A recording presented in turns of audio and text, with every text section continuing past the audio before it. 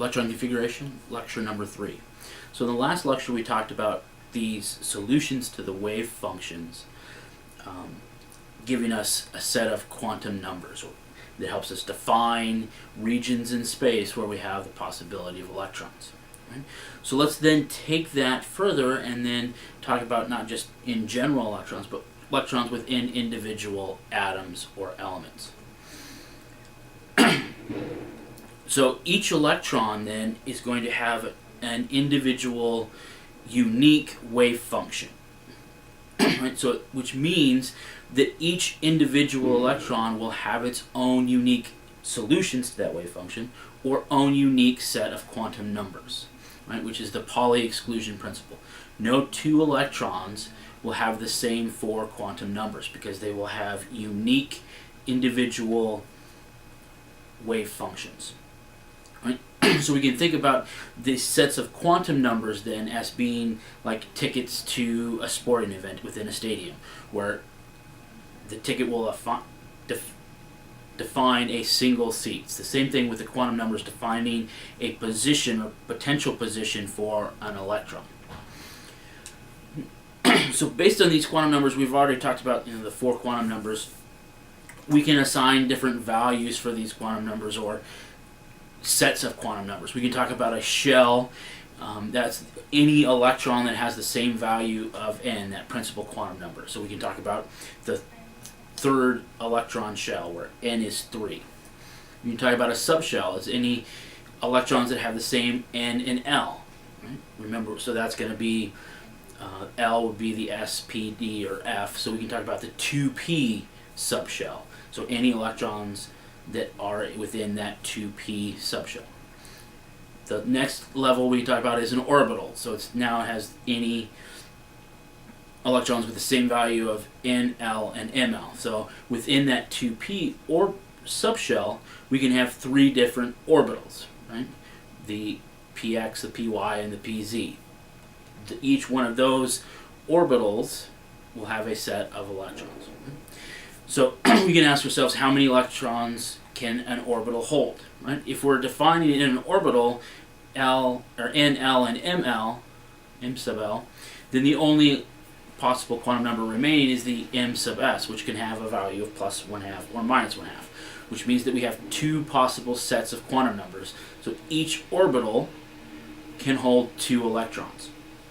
Right? So an s orbital, because we only have one value of ml, can only hold 2 electrons. The p's, because there's 3 values of m sub l, can have 6 electrons. The 2p, that subshell, can have 6. The d's, because there's 10 or 5 possible orientations for those d orbitals, that would mean that the d subshell can hold 10 electrons, so on and so forth. So now let's sort of combine this idea of shapes and this energy diagrams that we talked about using the light discussions in the first lecture. Right? So if we look at the orbitals for a single electron atom, say hydrogen, right? Since there's only going to be one electron there, all of the energy levels, as we go away from the as that principal quantum number increases, we go away from the nucleus, we can define those energy levels using the Rydberg equation. Right? And regardless of no electrons in there, regardless of the different values for L or M sub L, all of those energy levels based on that principal quantum number are going to be the same, or what we call degenerate. Right? So we would have a picture that looks like this here, where we're showing the M or the N and the L values here, plus the M sub L being each value. So all the orbitals are represented by one of these dashes here. Okay? So in a 1 electron system, this is what it's looked like. When we put in an additional electron, now we don't have to only worry about the attraction between that electron and the nucleus, but the repulsion between individual electrons, which is going to change this picture slightly like this. Now we can see that those individual orbitals or subshells are no longer degenerate or at the same level. They've begun to separate. Right? And in some cases, a principal quantum number higher, like if we look at the difference between the 4s and the 3d, the 4s has actually come lower in energy than the 3d. So even though they are essentially basically different distances from the nucleus, they have changed their energy substantially. Which means this is going to lead to differences in these electron configurations that we're going to solve for eventually. Right? So what we're going to do is we're going to fill up these diagrams with electrons, and that's going to be essentially where those electrons, the configurations, how those electrons are arranged within this atom. Right? We'll use arranged as sort of this thing. What we're going to do is use what we call the off-brow principle. This is what we fill electrons from the bottom up. Right? So if you've played Connect 4 or Plinko, right, when you drop an electron to the top, it's going to fall all the way down to the lowest possible energy level. So if we look at hydrogen, for example, one electron, the lowest it can come down on this figure is the 1s orbital. Right? So that electron's going to be there. That orbital can, remember, hold 2 electrons, so when we add a second electron, as in helium, right, it's also going to fall down, and it's going to completely fill this lowest energy level. We're not going to have electrons any higher than that until the one below it is filled. Right? So we can't have electrons any higher if there's space below. They're going to settle down. Right? And we continue this process with the next couple of electrons. They're going to fill the 2s, the next possible electron sites. Then we're going to go up to when we get to carbon, now we see we have 6 electrons. Right? So the 1s is going to be filled, the 2s is going to be filled. Now we need to put 2 electrons in those 2p orbitals. Right? So the question becomes, do we put them where one of those orbitals is completely filled, or do we separate those electrons into 2 separate orbitals? Is there a difference? Does it matter? And we find that we follow what we call Hund's rule. That the most stable arrangement for electrons within a subshell is the one with the greatest number of parallel spins, or where that m sub s value are, the more of those we can make equal, the better. So we see that the favored position for this 6th electron in carbon is actually to go in a separate p orbital, where the spins are what we call paired. Right? So they're both spin, in this case spin up, or we can use the plus 1/2, right? Or the minus 1/2. We're not going to go into distinction which was the more favored at this point. Right? So now, using both the off-brow principle and Hund's rule, we can then fill up this orbital diagram for any number of electrons. We just count up, adding electrons, the 2 electrons, because they have to have, if there's 2 electrons in an orbital, they have to have opposite spins, or an ms of plus 1/2 and an ms of minus 1/2, which is corresponds to the up arrow or down arrow. And we can draw this whole diagram for however many electrons we have, and fill it up, or we can use this simple filling orbital where we're taking this diagram and it fills along the diagonal. So the 1s fills, then the 2s, then the 2p, then the 3s, then the 3p, then the 4s, then the 3d, then the 4p, then the 5s, and so on. Right? This corresponds to those energy levels within that diagram. Right? And we'll look at a shorthand notation here in a minute on how we can use the periodic table to aid in this filling, and we'll go through some examples in class. So we can fill these orbital diagrams, right, where we take that two-dimensional sort of distribution of energy levels and add electrons. But that takes time, and it takes a lot of space. So chemists, being lazy, have developed a shorthand notation which we call the electron configuration. Right? So electron configuration is how the electrons are distributed among various atomic orbitals in an atom. And so instead of drawing that picture, we're going to use a shorthand notation. Right?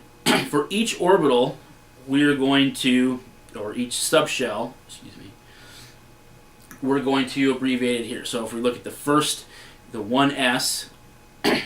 If we look at hydrogen, where we have one electron, that electron's going to be in the 1s orbital, and there's going to be 1. So we always use the orbital subshells, are defined as the principal quantum number plus the subshell notation. The number of electrons within that subshell goes as a superscript number above it. Right? So if we look at carbon, then we saw that before. It was 1s2, 2s2, 2p2. Right? So we're going to shorten this down.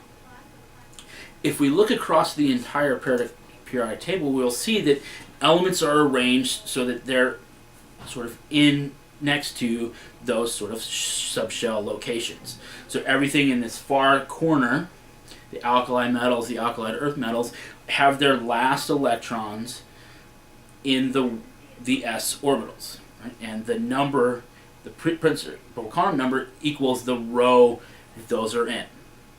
If we go to the other side of the periodic table, things like carbon, oxygen, fluorine, those non-metal sides, we see all of those last electrons end up in a p orbital. Right? Again, the principal quantum number correlates to the row number. If we look in the transition metals here in the middle, we see that those, again, all of those have their last electrons go in the d orbital.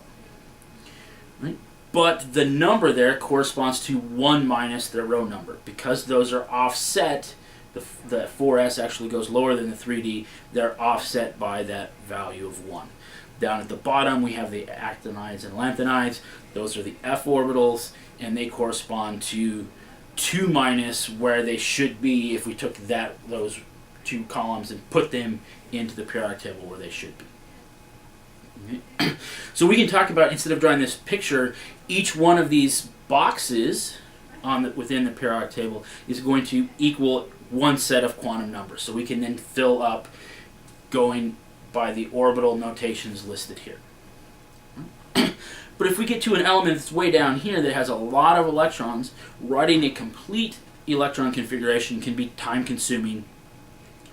And most of those electrons, because they're buried deep inside or close to the nucleus, are not going to change. They're always going to be attached to that atom. The outer ones are the ones that we're going to see have the biggest impact on bonding and the chemistry that's involved. So we can have we've developed what we call the noble gas core as a way to shorten these electron configurations. So we take those core electrons, those ones that are not on the outside, and abbreviate them as the noble gas that comes previous in atomic number to the element that we're interested in. Right? And then we write the remainder that's left on the outside of this sort of onion, if you will. Right? Those outside ones are referred to as valence electrons. The ones in the noble gas are called core electrons. There's that. So we can then look, instead of writing that entire configuration, we can say for 10, the W, that it has the same electron configuration as xenon plus these additional electrons. Right? The last part there. Same with iodine. Right? So the easiest way to sort of get a hold of these electron configurations is just write a whole bunch of them. So we'll be spending time in class creating electron configurations, and then we'll see how this affects some of the properties that we see in the next lecture. I don't get it! See, look at